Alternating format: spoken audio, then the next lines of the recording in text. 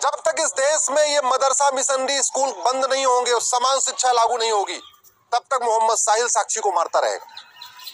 जब तक इस देश में सारे पर्सनल लॉ खत्म नहीं होंगे, सबके लिए एक समान नागरिक संहिता नहीं बनेगी, तब तक कोई न कोई एक मोहम्मद साहिल किसी एक साक्षी को मारता रहेगा। जब तक इस देश में कठोर कानून नहीं होगा, 1 घंटे के अंदर FIR हो, 1 महीने के अंदर जांच पूरी हो और 1 साल के अंदर फांसी पे लटका दिया जाए दरिंदों को, जब तक ये कानून नहीं बनेगा, पुलिस चार्टर, जुडिशियल चार्टर नहीं लागू होगा, तब तक रोज एक मोहम्मद साहिल किसी एक साक्षी को मारता रहेगा।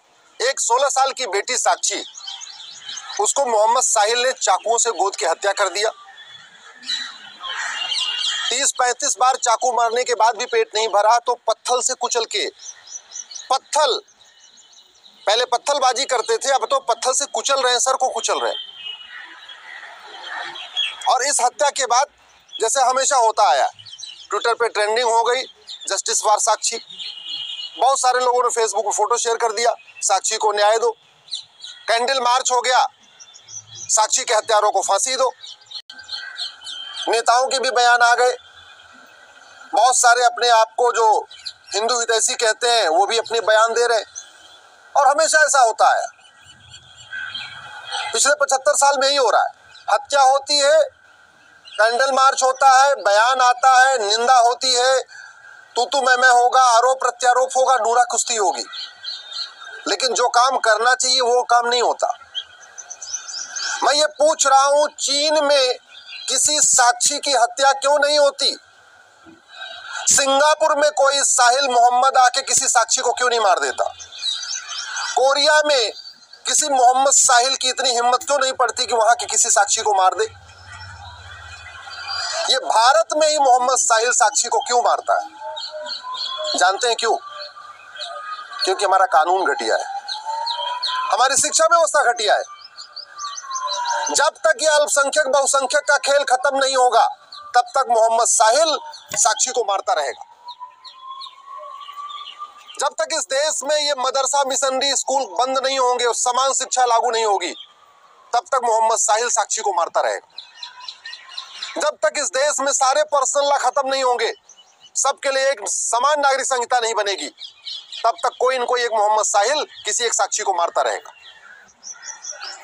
जब तक इस देश में कठोर कानून नहीं होगा, 1 घंटे के अंदर FIR हो, 1 महीने के अंदर जांच पूरी हो और 1 साल के अंदर फांसी पे लटका दिया जाए दरिंदों को, जब तक ये कानून नहीं बनेगा, पुलिस चार्टर, जुडिशियल चार्टर नहीं लागू होगा, तब तक रोज एक मोहम्मद साहिल किसी एक साक्षी को मारता रहेगा। इसलिए मैं बार बार कहता हूं, तू मैं करने, निंदा करने, आरोप प्रत्यारोप करने, कैंडल मार्च करने, ट्विटर ट्रेंडिंग करने, फेसबुक पे लिखने, फांसी की मांग करने से फांसी नहीं होगी। फांसी देने के लिए तो कानून बनाना पड़ेगा, नार्को पॉलीग्राफ ब्रेन मैपिंग कानून बनाना पड़ेगा। अब उससे पुलिस पूछताछ कर रही, चलती रहेगी पूछताछ, गवाहों के बयान होते रहेंगे, इधर जिरा होगी, उधर जिरा होगी, यही चलेगा, फांसी नहीं होगी। आज तक फांसी हुई किसको? कमलेश तिवारी के हत्यारों को फांसी हो गई क्या?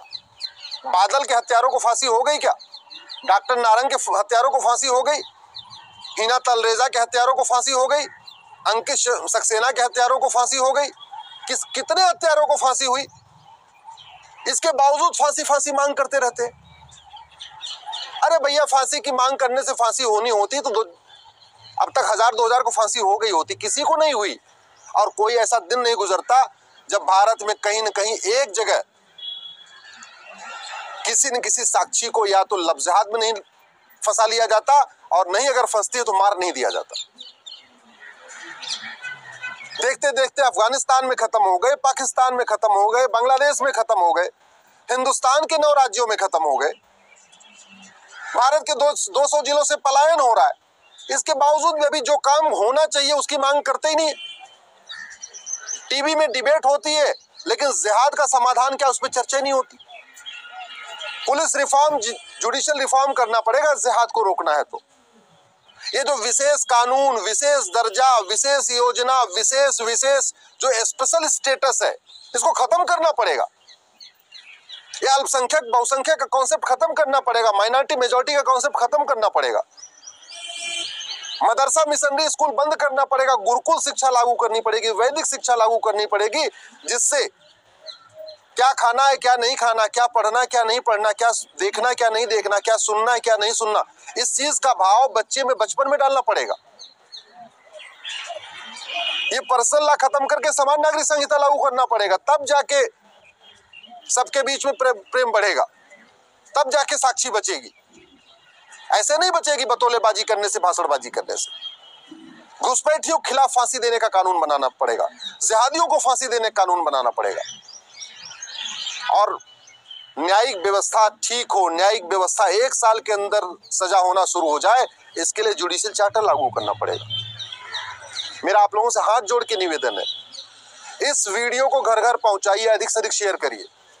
बहुत हो गया तू मैं, बहुत हो गया नूरा कुश्ती, बहुत हो गया आरोप प्रत्यारोप, इससे कुछ नहीं होने वाला। न जिहाद रुकेगा, न मजहबी उन्माद रुकेगा, न साक्षी बचेगी। देश को बचाना है, सनातन संस्कृति को बचाना है, तो कानून बनाना पड़ेगा।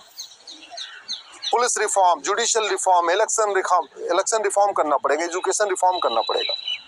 इसलिए मेरा आपसे निवेदन है, इस वीडियो को अधिक से अधिक लोगों तक पहुंचाइए, अपने सांसदों को टैग करके ट्वीट करिए, अपने क्षेत्र के विधायकों तक पहुंचाइए, अपने सारे व्हाट्सएप ग्रुप में फैलाइए। लोगों को पता चलना चाहिए कि समाधान कानून बदलना ही है, कानून बदलने से समाधान होगा, अच्छी अच्छी बातें करने से नहीं।